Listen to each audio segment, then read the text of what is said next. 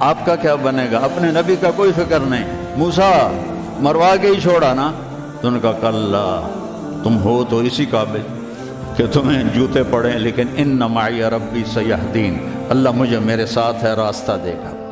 ہے اور ہجرت کی رات میرے نبی نکلے تو ابو بکر کبھی آگے چلتے کبھی پیچھے چلتے، کبھی آگے چلتے کبھی پیچھے چلتے.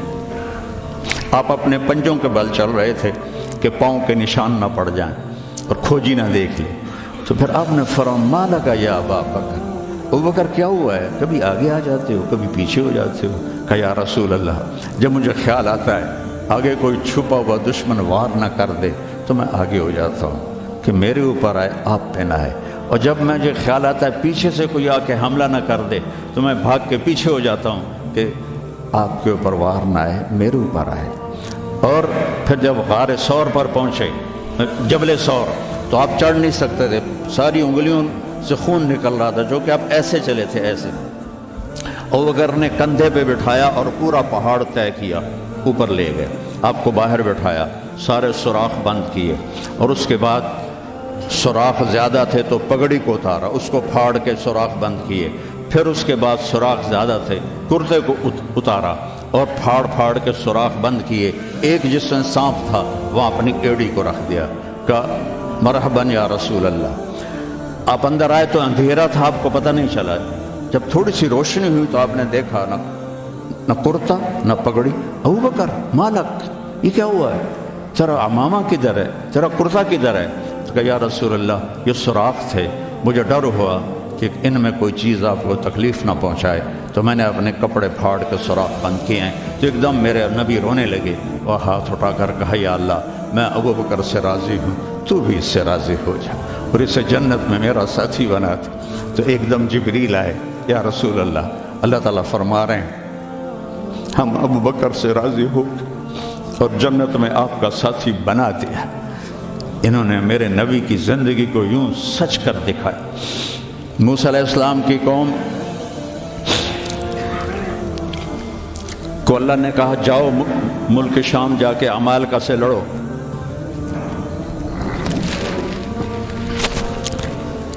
ان کا اذهب انت وربک فقاتلا، تو جا تیرا رب جائے، ہم نہیں لڑتے.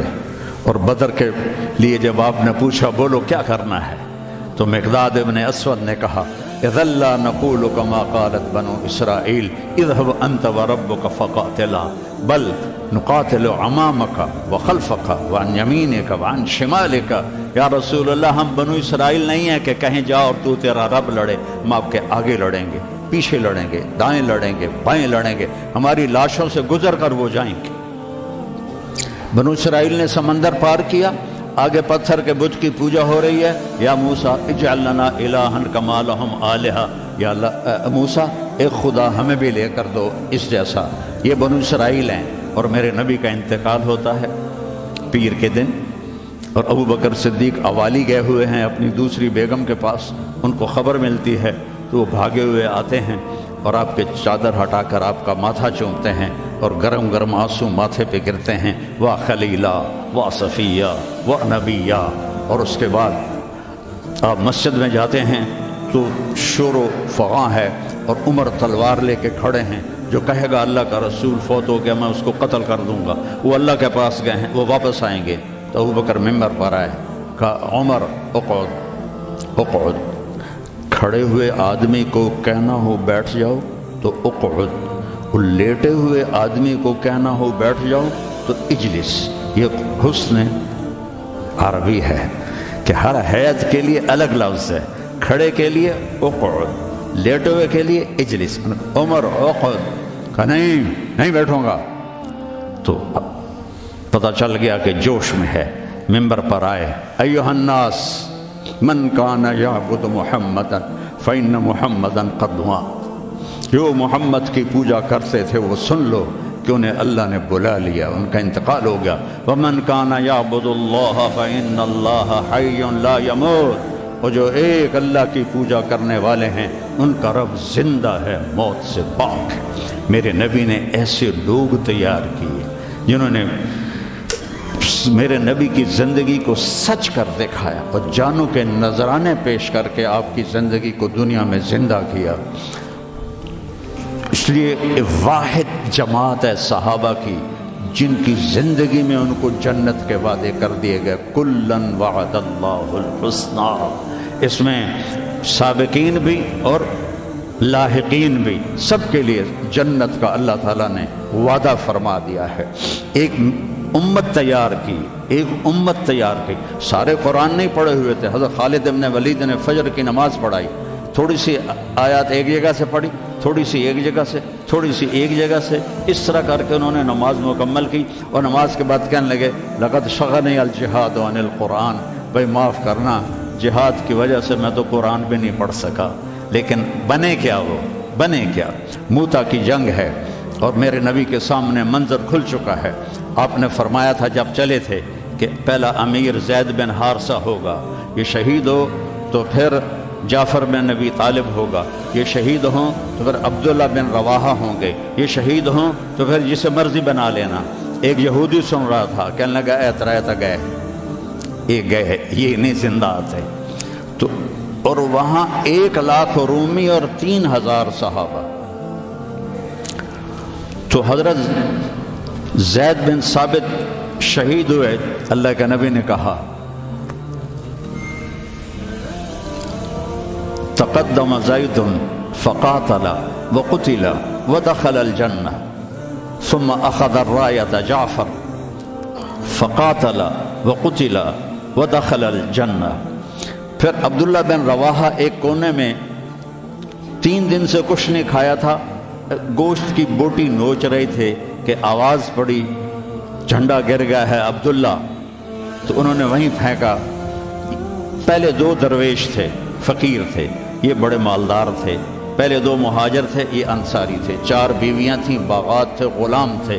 فتردد بعد التردد، تو تھوڑی دیر کے لیے بیوی بچے غلام باغات کا خیال آیا، تو کہنے لگے عبداللہ بیویوں کا خیال ہے سب کو 3 طلاق، باغات کا خیال ہے سارے صدقہ، غلاموں کا خیال ہے سارے آزاد۔ اقسمت یا نفس لتنزلن کارہۃ او لتطاوعن ان اجلب الناس وشد الرن ما لی اراک تکرہین الجنہ قد طالما قد کنت مطمئنہ هل انت الا نطفۃ فی شنہ۔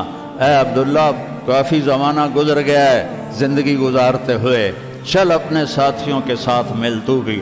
اور جھنڈا اٹھایا اور آگے بڑھے، اور آپ نے فرمایا، اور عبداللہ نے جھنڈا اٹھایا اور آگے بڑھے اور قتل ہوئے، اور پھر آپ خاموش ہو گئے تھوڑی دیر کے لیے۔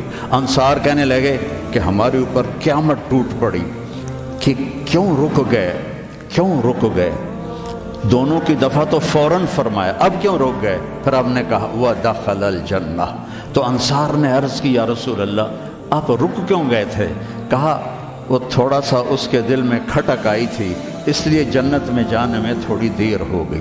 اب جھنڈا گر گیا، ثابت ابن اکرم نے جھنڈا اٹھایا، کون لے گا یہ جھنڈا؟ انہوں نے کہا تو لے، تو بدری صحابی ہے۔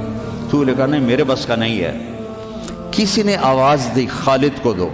خالد کی پہلی جنگ تھی، صلح حدیبیہ کے بعد ایمان لائے، اور ان کی پہلی جنگ تھی۔ وہ فرمانے لگے بھائی میں تو ابھی مسلمان ہوا ہوں، کسی اور کو جھنڈا دو۔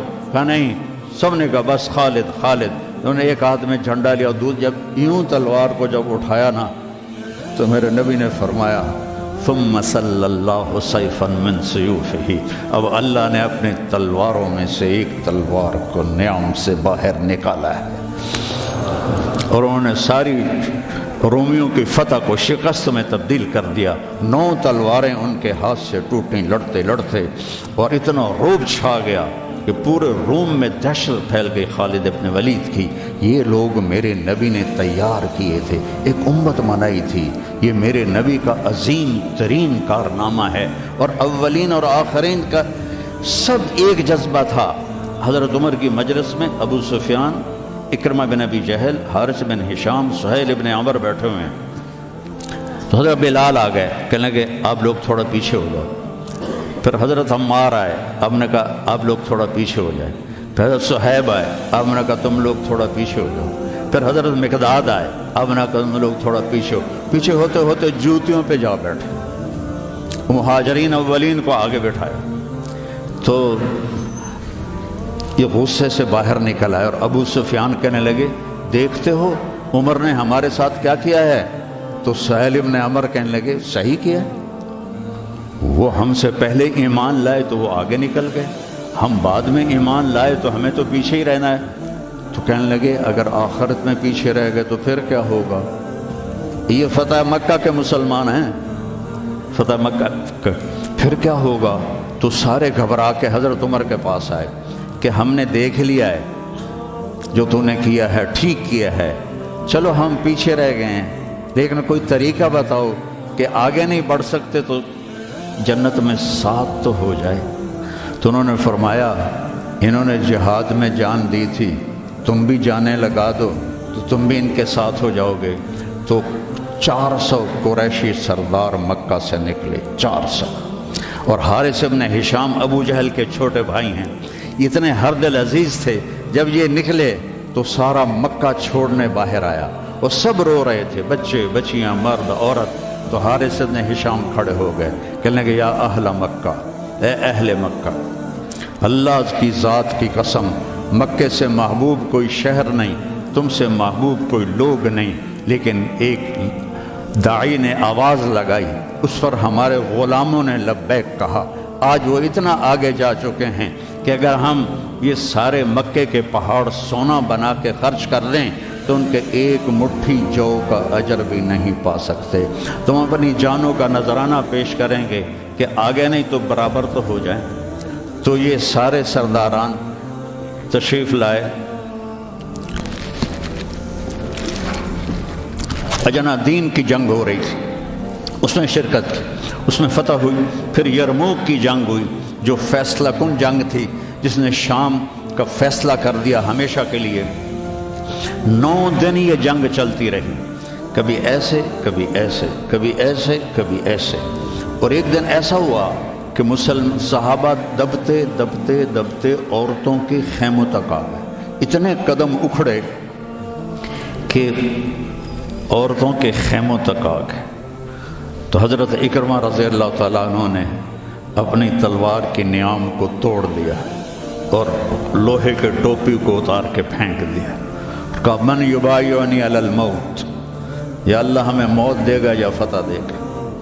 تو حضرت خالد بن ولید اور اکرمہ رشتہ دار ہیں، تو خالد بن ولید نے ان کا ایسے ہاتھ پکڑ لیا، نا نا نا نا نا نا، ابھی تمہاری ہمیں ضرورت ہے، یہ نہ کرنا یہ نہ کرنا۔ تو انہوں نے کہا الیک عنی، دور ہو جاؤ مجھ سے، انی و ابی کان من اشد الناس عداوۃ لرسول اللہ و افر منکم اليوم، میں اور میرا باپ ساری زندگی دشمن اسلام رہے، آج ہی تو داغ دھونے کا وقت آیا اور میں بھاگ جاؤں۔ ان لک سابقۃ، تو مجھ سے پہلے ایمان لا چکا ہے اور آگے بڑھ چکا ہے، پیچھے ہٹ جا، میرے راستے میں حائل نہ ہو۔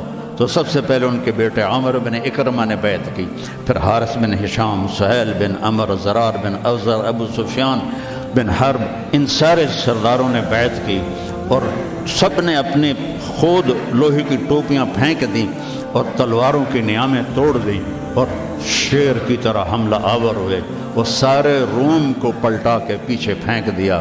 اور جب روم کے قدم اکھڑ گئے تو خالد بن ولید فوراً بھاگے بھاگے واپس آئے کہ میں پتہ کروں کہ اکرمہ کس حال میں ہے اور عمر کس حال میں، ایک مخزومی ہے نا دونوں۔ تو جب عمر کو دیکھا تو وہ ختم ہو چکے تھے، جب اکرمہ کو دیکھا تو ان میں کچھ سانس باقی تھا، تو انہوں نے ان کا سر اپنی گود میں لیا اور منہ میں تھوڑا پانی ٹپکایا اور ان کے بیٹے عمر کا سر یہاں رکھ لیا، یہاں۔ تو ان کی آنکھیں کھلی کر کون کہا میں خالد ہوں۔ کہا کیا کیا اللہ تعالیٰ؟ کہا اقر عینک، اپنی آنکھیں ٹھنڈی کر، اللہ نے فتح دی۔ کہا اچھا عمر کو کہہ دینا جو تم نے کہا تھا وہ ہم نے کرتے، جو تم نے کہا تھا وہ ہم نے کرتے، اور جان نکل گئی۔ تو حضرت خالد بن ولید کو حضرت عمر پہ غصہ آ گیا۔ عرب جب غصے میں بولتے تھے تو ماں کے نام سے پکارتے تھے، اور جب اچھے ماحول میں ہوتے تھے تو باپ کے نام سے پکارتے تھے. تو یہاں حضرت خالد کہنے لگے کلا زعم ابن الحنتمہ اللہ نستشہد. حنتمہ حضرت عمر کی ماں کا نام ہے. حنتمہ کا بیٹا اب یہ نہیں کہہ سکتا کہ سرداروں نے جان قربان نہیں کی. یہ میرے نبی کی محنت کا ثمرہ ہے. یہ مدارس اسی کا سلسلہ ہے, یہ خانقاہیں اسی کا سلسلہ ہے, یہ تبلیغ اسی کا سلسلہ ہے. لیکن بیٹو صرف کتابیں پڑھنے سے تربیت نہیں ہوتی. اہل اللہ کی تربیت میں رہو, ان کے ساتھ اپنے اندر کی گندگیاں نکالو, تبلیغ میں وقت لگاؤ. مجاہدے سے انسان میں جلا پیدا ہوتی ہے اور وہ اس کا رخ نیکیوں کی طرف پھرتا ہے.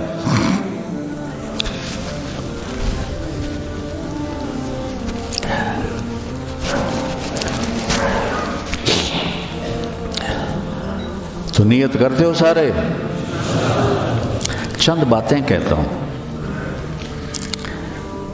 اپنے اس ماحول میں غیبت کسی کی نہ کرو نہ سنو. غیبت اشد من الزنا, غیبت زنا سے زیادہ سخت کام ہے. غیبت نہ کرو کسی کی.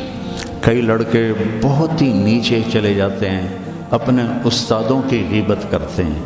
یہ محروم ہو جائیں گے, یہ کبھی بھی علم حاصل نہیں کر پائیں گے. تو مجھے ایک واقعہ یاد آ گیا. قاضی احسان احمد شجاع آبادی رحمۃ اللہ علیہ ختم نبوت کے امیر تھے. تو میرے والد صاحب سے بڑا ان کا گہرا تعلق تھا. تو ہمارے گھر آتے تھے, میں چھوٹا تھا. تو انہوں نے اپنا واقعہ سنایا کہ میں تو ناقص کا صیغہ ہوں قاضی, تو ویسے بھی میں ناقص تھا, مجھے اتنا پڑھنا لکھنا آتا نہیں تھا. اور ایک طالب علم تھا جو بہت قابل تھا, اور وہ استاد پہ ایسا اشکال کرتا کہ استاد کو جواب نہیں آتا تھا, تو پھر وہ ہنس پڑتا تھا. تو ایک دن استاد نے دکھی ہو کر کہا جا تو بھینسیں ہی چرائے گا.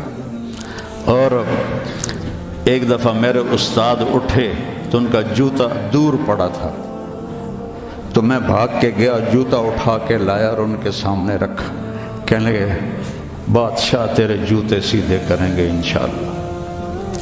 تو قاضی صاحب فرمانے لگے کہ اس لڑکے کو میں نے خود بھینسیں چراتے دیکھا, میں نے اسے خود بھینسیں چراتے دیکھا.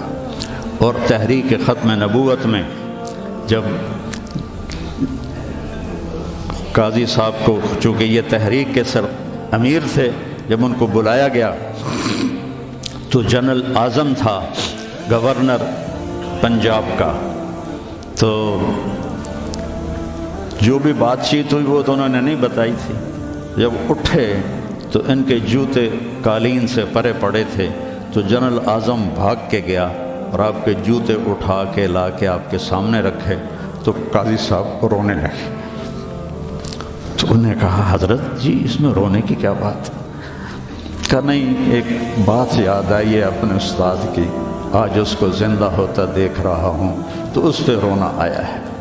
اپنے استادوں کی غیبت نہ کرو, ان کی برائی نہ دیکھو, وہ آنکھیں بند کر دو جو کسی کی برائی دیکھتی. اپنے عیب دیکھو, دوسروں کی خوبیاں دیکھو. ایک آپ میں غیبت نہ ہو, کوئی آپس میں لڑا ہوا نہ ہو کہ میں نے اس سے بات نہیں کرنی. اب بچے ہیں, جوان ہیں, ہو سکتا ہے کوئی بچہ کسی بچے سے لڑا ہوا ہو اور اس کی بول چال بند ہو, تو ایسے دل کے اوپر تالے نہ لگاؤ, اپنے دل کو کھلا کرو اور معاف کر دو اور اس کے سینے سے لگ جاؤ. تب جا کر تمہارے اندر علم کا کچھ نور آئے گا. جس دل میں بغض ہوتا ہے اس میں علم نہیں آتا ہے. اور پہلی تکبیر اولیٰ کی کوشش کرو, تکبیر اولیٰ کے ساتھ نماز پڑھنے کی کوشش کرو, تکبیر اولیٰ کے ساتھ نماز پڑھنے کی کوشش کرو. اب جوان ہیں, تہجد کی پابندی کرو. بڑی پرانی بات ہے, مولانا یوسف صاحب رحمہ اللہ کے تھے ایک تربیت یافتہ میاں جی نیواتی, تو ان کی جماعت آئی ہوئی تھی, تو میں ان سے ملنے گیا. مجھ سے کہنے لگے مولوی صاحب اگر اپنی بات میں اثر پیدا کرنا ہے تو رات کو اٹھنا سیکھ لے، اگر اپنی بات میں اثر پیدا کرنا ہے تو رات کا اٹھنا سیکھ لے۔ یہ آپ سے بھی کہتا ہوں کہ رات چاہے 2 نفل پڑھ لو، لیکن رات کو اٹھ کر قم اللیل الا قلیلا نصفہ او انقص منہ او زد علیہ ورتل القرآن ترتیلا۔ یہ رات کا اٹھنا، ان ناشئۃ اللیل ہی اشد وطئا واقوم قیلا ان لک فی النہار سبحا طویلا واذکر اسم ربک وتبتل الیہ تبتیلا۔ رات کا اٹھنا یہ آپ کے اللہ سے ملا دے گا آپ کو۔ آپس میں نفرت نہ ہو، آپس میں نفرت نہ ہو، آپس میں کسی سے بول چال بد نہ ہو، کسی استاد کی بے اکرامی نہ ہو۔ پھر چاہے تمہارے کچے پچے سبق بھی ہوں گے نا، جب اللہ کام لینے کا ارادہ کرتا ہے پھر کچا پکا نہیں دیکھتا، پھر اسے قبول کرتا ہے۔ مولانا تعالی شاہ بخاری رحمہ اللہ نے دورہ نہیں پڑھا تھا، صرف مشکات تک پڑھا تھا، تو وہ جب کبھی علماء میں بیان ہوتا اس جیسا تو کوئی خطیب ہندوستان میں تو کم از کم آج تک نہیں آیا۔ وہ کہتے علماء کرام مجھے تو مشکات ہضم نہیں ہو رہی اور میں گلی گلی پھر رہا ہوں، تم سارے دورے پڑھ کے آرام سے بیٹھے ہوئے ہو۔ یہ ان کا ایک جملہ مجھے سنایا ہمارے استاد مولانا ظفر صاحب رحمہ اللہ، فوت ہو گئے ٹھینگی میں، ان کا مدرسہ تھا جامعہ خالد بن ولید۔ تو بچوں آپس کی محبت سے رہو، اپنے سبق کے ساتھ انصاف کرو۔ مولانا منظور صاحب آپ کے بہت بڑے محسن ہیں اور ہمارے مکتب فکر کا بہت بڑا یہ سرمایہ ہے، تو ان کی دل سے محبت کر۔ یہ چیزیں محبت سے منتقل ہوتی، محبت سے چیزیں منتقل یہ ٹیلی فون نہیں، 2 ایسے کرتے ہیں یا یوں ایسے لگاتے ہیں تو سارا ڈیٹا دوسرے فون میں چلا جاتا ہے کہ نہیں؟ سارا ڈیٹا چلا جاتا ہے۔ یہ وہ فون ہے، ان کے ساتھ جڑو گے تو ان کا ڈیٹا تمہارے اندر چلا جائے گا، کسی کی دعا لگ جائے گی۔ ایک دفعہ واقعہ سنا کہ میں بس کرتا ہوں۔ میں مدرسے کا امیر تھا رائمنڈ میں، تو مجھے سارے دن کی کارگزاری سنانی ہوتی تھی مولانا احسان صاحب کو، جو آج کل بہت علیل ہیں۔ تو میں برآمدے میں کھڑا تھا، سردیوں کے دن تھے، تو مولانا عبد الرحمن صاحب رحمۃ اللہ علیہ میرے استاد تھے، سب سے شفیق، وہ برآمدے میں ان کا بستر ہوتا تھا، مولانا احمد بٹلہ وہ، تو انہوں نے کروٹ بدلی اور کیا ہائے زور سے، تو احمد بٹلہ صاحب فرمانے لگے مولوی صاحب خیریت ہے، کیا ہوا؟ کہنے کہ سر میں بڑا درد ہے۔ تو اس وقت رائمنڈ میں تھرموس رکھنا جرم تھا، تو 2-3 لڑکے تھے جنہوں نے چھپا کے رکھا ہوا تھا، تو مجھے پتا تھا، تو میں اسی وقت اڑ کے گیا اور اس سے میں نے کہا تھرموس دو، انہوں نے کہا وہ وہاں چھپا کے رکھا ہے۔ میں نے وہ لیا اور بغل میں دبا کے اوپر چادر لے لی، سردیوں کا زمانہ تھا۔ مولانا تشریف لائے، ان کے ساتھ میں ان کے گھر تک گیا، ان کو کارگزاری سنائی، وہ اندر گئے، میں نے وہیں سے دیوار سے چھلانگ لگائی۔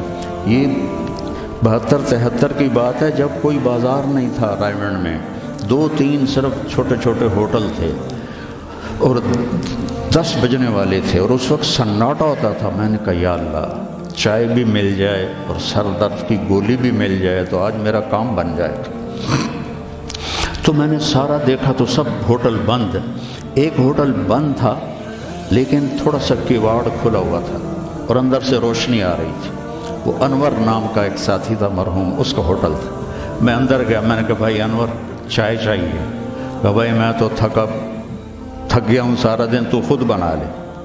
تو وہ سٹوو ہوتا تھا ہوا والا، وہ میں نے چائے بنائی، تھرموس میں ڈالی۔ میں نے کہا کوئی سر درد کی گولی ہے تیرے پاس؟ اب چائے کے کھوکھے پر کھوکھا، سر درد کی گولی کا کیا کام ہے؟ کہنا کہ وہ پھٹے پر دیکھو شاید کوئی پڑی ہو۔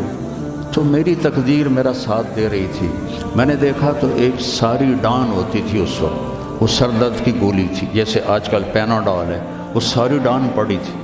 میں نے کہا لے بھائی آج کام بن جائے گا۔ میں نے وہ لی اور دوڑ لگائی، اور جب مولانا چادر لے کے پڑھتے تو میں نے ایسے پاؤں دبائے تو انہوں نے سر سے رضائی ہٹائی، مجھے دیکھا، کیا بات؟ میں نے کہا جی یہ چائے ہے، یہ گولی ہے، آپ کھا لیں، آپ کے سر میں درد۔ تو ان کے منہ سے کلمات نکلے، اس کا میں ثمرہ ہوں، اپنی ذات میں کچھ نہیں، میرے استاد کی دعا مجھے لگی۔ ان کے چہرے پر اتنی خوشی آئی، وہ بڑبڑاتے ہوئے، الفاظ مجھے سمجھ میں نہیں آ رہے تھے لیکن میرے لیے دعا فرما رہے تھے۔ تو ایسے موقع تلاش کیا کرو کہ آپ کو استاد کی خدمت کا موقع ملے تو ان کے منہ سے دعا نکلے اور آپ کے کام بن جائیں۔